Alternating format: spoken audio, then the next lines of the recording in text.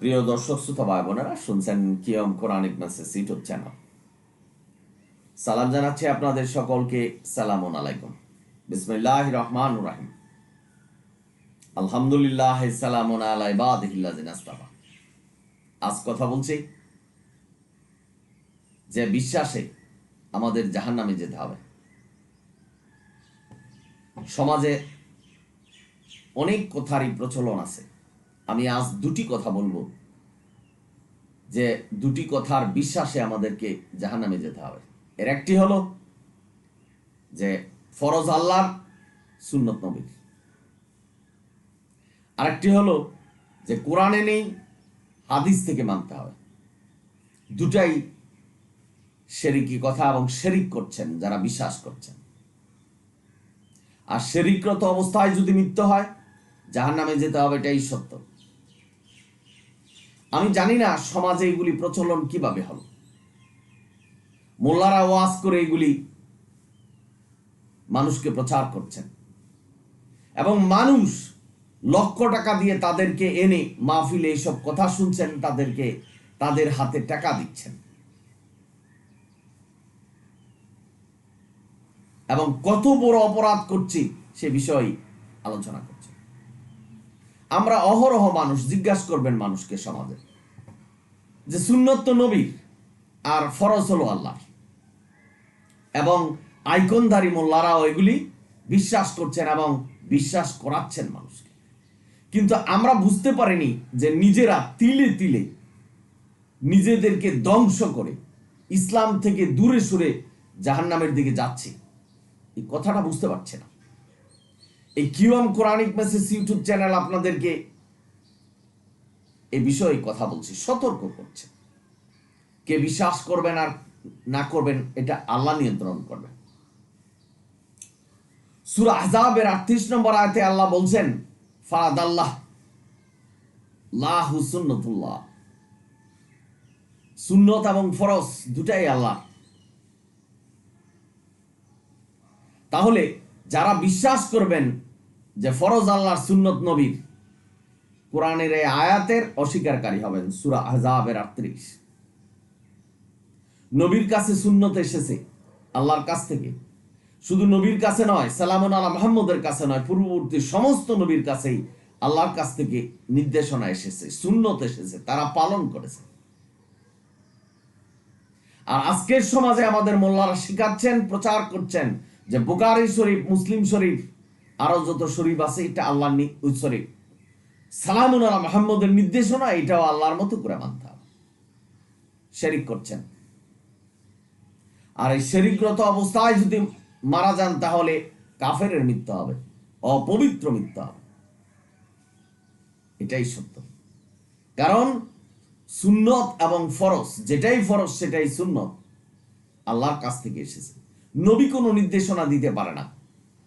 সূরা গাশিয়া 21-22 পড়বেন, নবী কোনো পালন কর্তা নয়। নবীকে বলছে কোরআন থেকে পাঠ করো। সূরা কাফের 27 নম্বর আয়াতে কোরআনের একটা অক্ষর পরিবর্তন করার অনুমতি আমি কাউকে দেইনি। এখানে দেখবেন সূরা আনামের 68 নম্বর আয়াতে আল্লাহ বলছেন, যারা কোরআনের আয়াতের সিদ্ধান্বেষণ করে, সরে যাও তাদের কাছ থেকে। তার মানে তাদের কাছ থেকে সরে যেতে বলছেন। তাহলে যারা এই কোরআনের আয়াতের বিকৃতি করে বলছেন যে আল্লাহর ফরজ, নবীর সুন্নত, তো তাদের কাছে কিভাবে থাকবেন, কথা কিভাবে শুনবেন? আল্লাহ যেখানে বলছেন তাদের কাছ থেকে দূরে সরে যান। পৃথিবীর এমন কোন ব্যক্তি নেই যে কোরআনে দেখাতে পারবেন যে আল্লাহ বলছেন যে নবী কোনো নির্দেশনা দিতে পারবেন। সৃষ্টিকুল থেকে আল্লাহ প্রয়োজন মুক্ত। তাহলে নবীকে আল্লাহ সৃষ্টি করেছেন, নবী হুকুম বিধান দিবেন, এই নির্দেশনা কি আল্লাহ দিয়েছে? বিশ্বাস করলেই জাহান্নামে যেতে হবে। অথচ আজকের সমাজে সকল বয়সীর মানুষ জানে যে সুন্নত হলো নবীর আর ফরজ হলো আল্লাহ। কথাটা বিশ্বাস করার সাথে সাথে জাহান্নামের রাস্তাকে সুগম করলেন। ভাই বোনেরা, আপনারা যারা শুনছেন, আল্লাহ আপনি পড়বেন যে সূরা জুমারের 192 নম্বর আয়াতে বলছেন, যে এই কোরআন আল্লাহর নিকট থেকে অবতীর্ণ করা হয়েছে। এখন সৃষ্টিকর্তা আল্লাহকে যদি বিশ্বাস করেন, তাহলে আল্লাহর এই কোরআনকে বিশ্বাস করতে হবে, এই আয়াতকে বিশ্বাস করতে হবে যে কোরআন আল্লাহর কাছ থেকে এসেছে। এমন কোন আয়াত নেই কোরআনে যে বুখারী শরীফ, মুসলিম শরীফ আল্লাহর কাছ থেকে এসেছে। যে শরীফ মানুষের নামদারি, বুখারী একটা জায়গার নাম, ইমাম বুখারী উনি লিখেছেন বুখারী শরীফ, সেই শরীফ আমাদের মানতে হবে। এমনকি কোরআনে যা নেই সেই শরীফে তা লিখেছেন, মোল্লারা নির্দেশনা দিচ্ছেন, সেটাও মানতে হবে।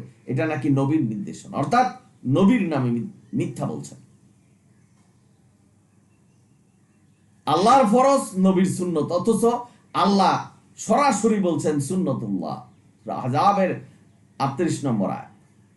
এই আয়াতের অস্বীকারী হয়ে যাবেন যখনই বিশ্বাস করবেন যে আল্লাহর ফরজ, নবীর সুন্নত, অর্থাৎ আল্লাহর একত্ববাদের উপর আঘাত করে জাহান্নামের রাস্তাকে সুগম করছেন। আল্লাহ একা এই দুনিয়া সৃষ্টি করেছেন, আল্লাহ একা হুকুম বিধান দিবেন। যেখানে আল্লাহ কোরআনে বলছেন সূরা কাফের 26 নম্বর আয়াতে, আল্লাহর দায়িত্বে কাউকে শরীক করে না। আল্লাহ বিশ্ব ব্রহ্মাণ্ডের মালিক, তিনি হুকুম দিবেন, আমরা হুকুম মানব। সালামুন আলা মুহাম্মদ থেকে আদম পর্যন্ত যত নবী এসেছেন সবাই আল্লাহর হুকুম পালন করে গেছেন। আজকের মোল্লারা সালামুন আলা মুহাম্মদকে হুকুমদাতা বানাচ্ছেন। বা বোনেরা, আপনারা যারা শুনছেন, নবীকে বলছেন যে তোমার জীবন দমনি কেটে ফেলা হবে তুমি যদি কোরআনের বাইরে চলে যাও। কিন্তু আজকের সমাজে মোল্লাদের প্রচারণায় বিশ্বাস করাচ্ছেন মানুষকে যে নবী হুকুম দিয়েছেন, সেটা হলো বুখারী শরীফ, মুসলিম শরীফ। প্রথমষ্ট হতে হবে ভাই, একটু ধ্যান দিবেন, চিন্তা গবেষণা করবেন। এই চিন্তা গবেষণার জন্যই আজকের ভিডিও আপনাদের মাঝে উপস্থিত করলাম। 2 নম্বর কথা হলো, কোরআনে নেই, হাদিস থেকে নিতে হবে।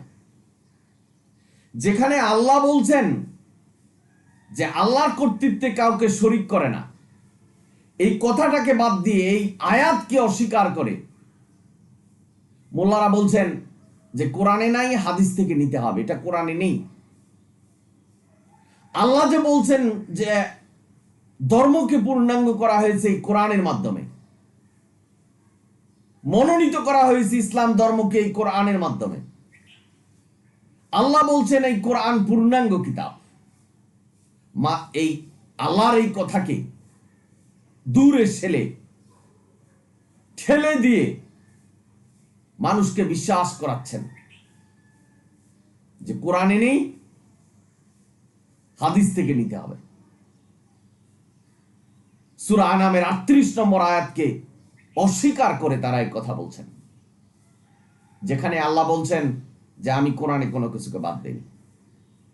নামাজের কাঠামো কোরআনে নেই। নামাজ হলো প্রধান ইবাদত আমাদের জন্য, আর আল্লাহ আমাদের কাছে কোরআন পাঠিয়েছেন, সেই নামাজের বর্ণনাই কোরআনে নেই। এই কথা বিশ্বাস করতে বলছেন মোল্লারা। একটু চিন্তা গবেষণা করুন যে হাদিস লাগবে, হাদিস থেকে নামাজ পড়তে হবে।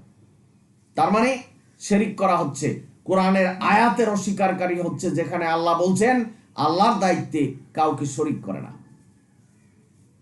কিন্তু আমাদের মোল্লারা আমাদেরকে এমন ভাবে প্রচার করছেন এবং এমন ভাবে ভয় দেখাচ্ছেন যে হাদিস না মানলে কাফের হয়ে যেতে হবে, জাহান্নামে যেতে হবে। মানুষ সেটাকে বিশ্বাস করে, তাদের প্রতারণাকে বিশ্বাস করে এই কথাই মানছেন যে কোরআনে নাই, হাদিস থেকে নামাজ পড়তে হবে। অনেক মোল্লারা বলছেন, আইকনদারি মোল্লারা, যে কোরআনে তো নামাজের বিবরণী নেই।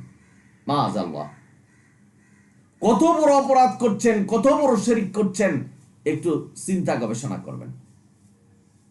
আল্লাহ বলছেন কোরআন পূর্ণাঙ্গ কিতাব, মোল্লারা বলছেন যে কোরআনে নামাজের বর্ণনা নেই। কোথায় যাবেন? কত বড় ফিতনা এবং কত বড় অপরাধ করাচ্ছেন আমাদেরকে দিয়ে। এই তাদের প্রচারণার মাধ্যমে একটু চিন্তা গবেষণা করবেন। আমি আজ এই দুটি কথা বলছি, যে ফরজ আল্লাহর, সুন্নত নবীর। আরেকটা হলো কোরআনে নেই, হাদিস থেকে নিতে হবে। এমন কথা বলছেন এই মানব রচিত হাদিস নাকি আল্লাহর কাছ থেকে এসেছে, কোরআনের বাইরে বাইরের ওহী। ভাই, এটা কেন আমাদের বিশ্বাস করতে হবে? ওহীর সমষ্টি হলো কোরআন, যেখানে সালামুন আলা মুহাম্মদকে আল্লাহ এবং তার ফেরেশতারা পাহারা দিতেন। সূরা আযাবের ৫৬ নম্বর আয়াত। সাল্লো না, অর্থাৎ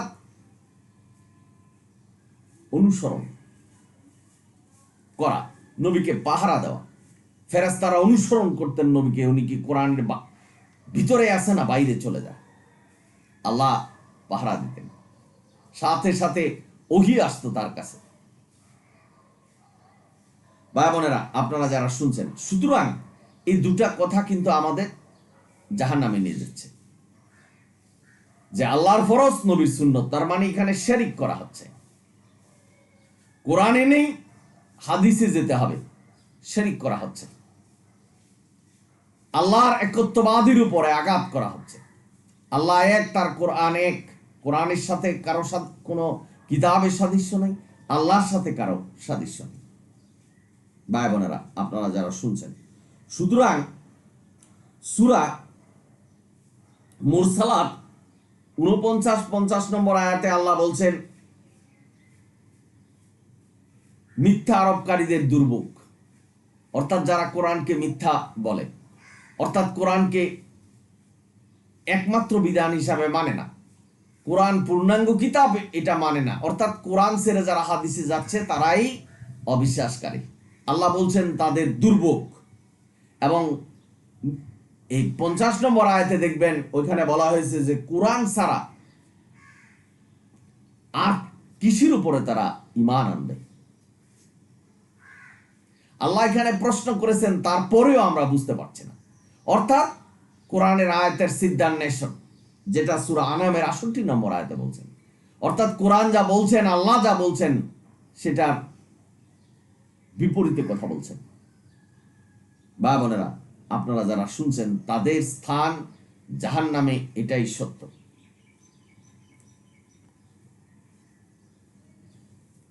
সুতরাং কোরআন থেকে আমি বিশ্লেষণ করলাম যে যেটাই ফরজ সেটাই সুন্নত। নবীর সুন্নত বলতে কোনো শব্দ নেই। নবী কোনো হুকুম বিধান নির্দেশনা দিয়ে যেতে পারে নাই, এই ধরনের নির্দেশনা আল্লাহ দেয়নি। যেখানে সূরা কাহফের ২৭ নম্বর আয়াতে বলছেন যে কোরআন থেকে পাঠ করো, কোরআনের একটা পরিবর্তন করা, একটা অক্ষর পরিবর্তন করার অনুমতি আমি কাউকে দেয়নি, অর্থাৎ আল্লাহ কাউকে দেয়নি, নবীকেও দেয়নি।